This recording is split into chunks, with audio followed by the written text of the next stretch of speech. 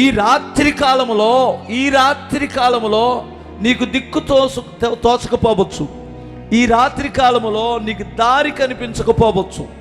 ఈ రాత్రి కాలములో నువ్వు ఎవరిని నమ్మాలో ఎవరిని నమ్మకూడదో నీకు అర్థం కాదు. చీకటి కదండి.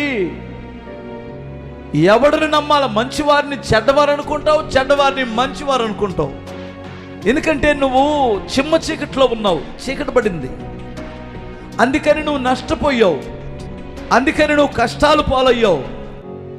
కానీ నువ్వు అనుకుంటున్నావు నేను చచ్చిపోదామని.